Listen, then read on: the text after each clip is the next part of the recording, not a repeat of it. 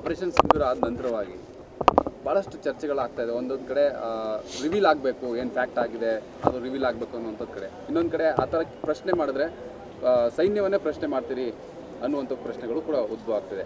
ಈ ದೇಶದಲ್ಲಿ ಈ ರೀತಿ ಚರ್ಚೆಗಳಾಗ್ತಾನೆ ಇದೆ.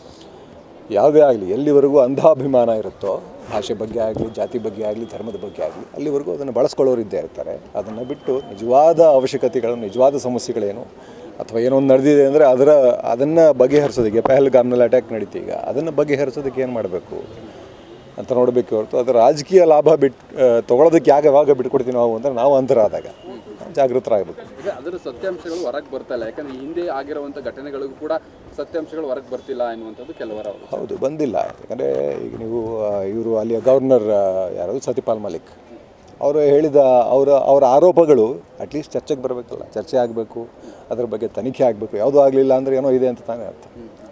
ಸರ್, ನನ್ನ ರೆಸಿಗ್ನೇಷನ್ ಯಾಕೆ ಸರ್? ನಾನೇ ಜಾಬ್ಸ್ ನ ಕ್ರಿಯೇಟ್ ಮಾಡಿ ಬಾಸ್ ಆಗಬೇಕು ಅಂತಿದ್ದೀನಿ. ಹೇಗೆ? ಬಾಸ್ ವಾಲಾ ಬಿ ದ ಬಾಸ್.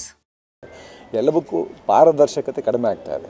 ನಿಮಗೆ ಗೊತ್ತು, ಪ್ರೆಸ್ ಇಂಡೆಕ್ಸ್ನಲ್ಲಿ ನಮ್ಮ ದೇಶ ಎಲ್ಲಿದೆ ಇವತ್ತು ನಿಂತಿದೆ ಅಂತ ಅಂದ್ಬಿಟ್ಟು. ಸೊ ಮಾಧ್ಯಮಗಳಿಗೆ ಒಂದು ದನಿ ಇಲ್ಲ, ದನಿ ಎತ್ತಿದ್ರೆ ಅವ್ರನ್ನ ಹುಟ್ಟಡಗಿಸೋ. ಯಾಕಂದರೆ ಇದರಲ್ಲೇ ಆಪರೇಷನ್ ಸಿಂಧೂರು ಆ್ಯಕ್ಚುಯಲ್ ಆಗಿ ಅಲ್ಲಿ ನಡೆದಿದ್ದಕ್ಕಿಂತ ಹೆಚ್ಚಿಗೆ ದೇಶದೊಳಗಡೆ ನಡೆಯಿತು.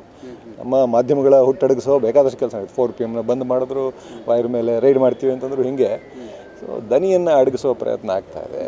ಪ್ರಜಾಪ್ರಭುತ್ವ ವೀಕ್ ಆಗ್ತಾ ಇದೆ. ನಾವು ಡೆಮೋಕ್ರಸಿ ಇಂಡೆಕ್ಸ್ನಲ್ಲೂ ಎಲ್ಲೋ ಇದ್ದೀವಿ, ಡೆಮೋಕ್ರಸಿ ತಾಯಿ ಅಂತ ಹೇಳ್ಕೊಳ್ಳೋರು. ಸೊ ಪ್ರಶ್ನೆ ಕೇಳೋದು ಡೆಮೋಕ್ರಸಿಯ ಒಂದು ದೊಡ್ಡ ಲಕ್ಷಣ. ಸೊ ಪ್ರಶ್ನೆ ಕೇಳಬಾರ್ದು ಅಂತಂದರೆ ಡೆಮೋಕ್ರಸಿ ಸಾಯ್ತಾ ಇದೆ ಅಂತ. ಸೊ ನಾವೆಲ್ಲರೂ ಜನರೆಲ್ಲರೂ ಪ್ರಜಾಪ್ರಭುತ್ವ ಇರಬೇಕು ಅಂದರೆ ಪ್ರಜೆಗಳು ಯಾರು ಪ್ರಭುಗಳಾಗಿದೆಯೋ ಅವರೆಲ್ಲ ಎದ್ದು ನಿಂತ್ಕೊಳ್ಬೇಕು, ಕೇಳಬೇಕು. ಪ್ರಶ್ನೆ ನಿರಂತರ ಪ್ರಶ್ನೆಗಳಿಗೆ ಉತ್ತರಗಳೇ ಸಿಗ್ತಾ ಇಲ್ಲ ಸರ್, ಹಲವಾರು ವರ್ಷಗಳಿಂದ. ಉತ್ತರನ ಬಡಿದು ಕೇಳಬೇಕು.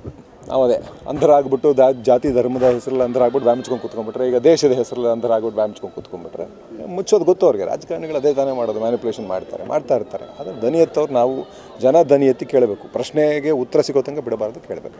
ಭಾರತ ಸೇನೆಯನ್ನು ಕೂಡ ಈಗ ಒಂದು ರಾಜಕಾರಣ ಬಳಸ್ಕೊಳ್ತಾ ಇದ್ದಾರೆ ಅನ್ನೋದು ಡೌಟೇ ಇಲ್ಲ. ಗೊತ್ತಾಗ್ತಾ ಇದೆಯಲ್ಲ, ನೀವು ಪ್ರಧಾನಿಗಳು ಫೋಟೋ ನೋಡೋರಿಗೆ ಗೊತ್ತಾಗುತ್ತಲ್ಲ.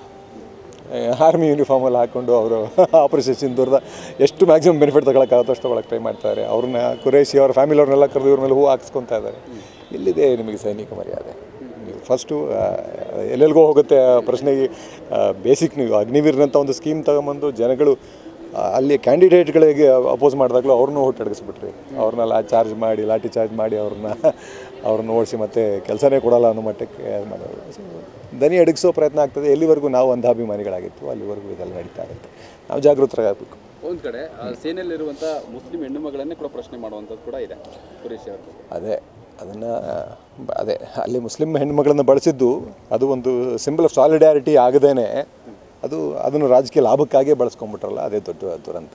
ಅದು ಯಾವಾಗ ನಾನು ಮತ್ತೆ ಹೇಳ್ತೀನಿ, ನಾವು ಎಲ್ಲಿವರೆಗೂ ಅಂತರಾಗಿರ್ತೀವೋ ಅಲ್ಲಿವರೆಗೂ ನಮ್ಮನ್ನು ಭಾಷೆ, ಜಾತಿ, ಧರ್ಮ, ದೇಶ ಇದರ ಹೆಸರಲ್ಲಿ ನಮ್ಮನ್ನು ಬಡಿದೆಬ್ಬಿಸಿ ನಮ್ಮನ್ನು ಬಳಸ್ಕೊಳ್ಳೋರಿದ್ದೇ ಇರ್ತಾರೆ.